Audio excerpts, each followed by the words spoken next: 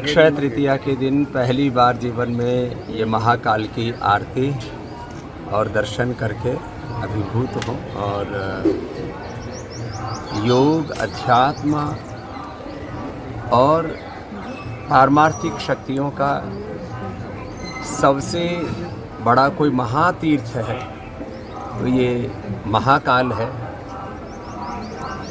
अकाल मृत्यु के योग को टालने वाला और जीवन में सब अष्ट सिद्धि, नवनिधि और सब प्रकार के अतीन्द्रिय शक्तियाँ देने वाला ये महाकाल है।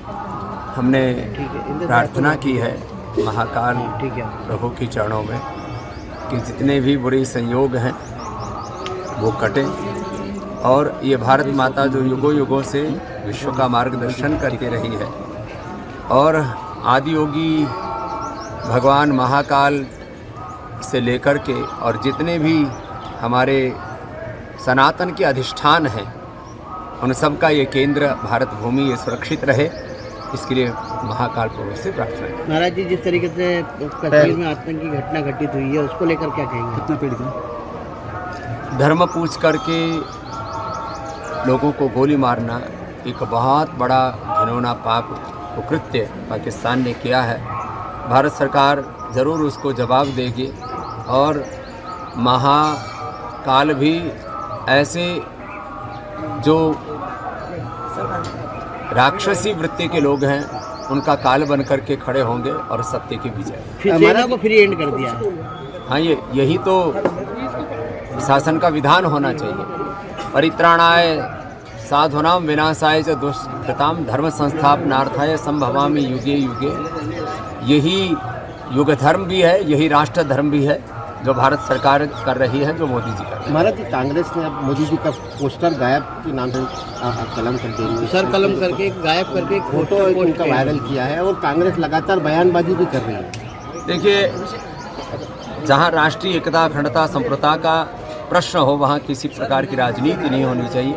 बाकी तो राजनेता लोग पैदा ही राजनीति करने के लिए हुए, लेकिन जहाँ राष्ट्रीय अस्मिता का प्रश्न हो वहाँ पर किसी तरह की राजनीति नहीं। अखिलेश यादव का कहना है कि हमारी पार्टी के लोग नहीं थे तो इसलिए हम उनके यहाँ नहीं गए बैठने, जो मरे आतंकी हमले में। जो यूपी में कुछ शहीद हुए थे इस घटना में, यूपी के जो लोग थे जो शहीद हुए थे उनके यहाँ पे अखिलेश यादव जी नहीं गए। उनका ये कहना है कि हमारी पार्टी से जुड़े हुए लोग नहीं थे इसलिए हम वहाँ शोक व्यक्त कर रहे हैं। देखिए, इस देश के 140 करोड़ लोग वो भारत के नागरिक हैं।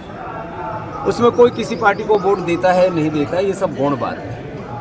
इसलिए हम राष्ट्रीय स्तर पर एक हैं और हमारे संविधान ने, लोकतंत्र ने हमको यही एकता सिखाई है और यही एकता, अखंडता, संप्रभुता रहनी चाहिए। विरासत मूलक विकास के और संस्कृति मूलक समृद्धि के नए प्रतिमान हमारे परम आदरणीय डॉक्टर मोहन यादव जी घड़ रहे हैं और मध्य प्रदेश धर्मभूमि भी है और यह अब विकास की एक कृषि से लेकर के, उद्योग से लेकर के और अब तो नए एक धार्मिक, सांस्कृतिक और ऐतिहासिक तौर पर कुछ घटनाक्रमों को लेकर के और अब यहाँ पर महाकुंभ को लेकर के भी महाकाल तो देवों में देव महादेव है और उस महादेव के अनुग्रह को प्राप्त करने के लिए पूरी दुनिया का एक सबसे बड़ा केंद्र, एक आध्यात्मिक राजधानी के रूप में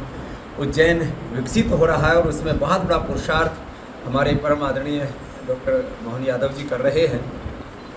और यह भी एक नई सोच है कि जब कुंभ अब आयोजित होने वाला है 2028 में, वह भी इतना यशस्वी हो कि सनातन का गौरव एक नए स्वरूप में पूरे देश और दुनिया को देखने को मिले। तो सभी दिशाओं से अहर्निश पुरुषार्थ करके पूर्ण सात्विकता और निराभिमानिता के साथ, जैसे हमारे शास्त्र में कहा कि शासक को पूरा वीरता और विनय का उसमें संगम होना चाहिए, तो ऐसे वीरता और विनय की प्रतिमूर्ति होकर के करोड़ों लोगों की अपेक्षाओं के अनुरूप आप यशस्वी कार्य कर रहे हैं। अगर आप ये वीडियो YouTube पर देख रहे हैं तो हमारे चैनल को सब्सक्राइब करें और बेल आइकन को दबाना ना भूलें। अगर आप Facebook पर ये वीडियो देख रहे हैं तो हमारे पेज को लाइक करें।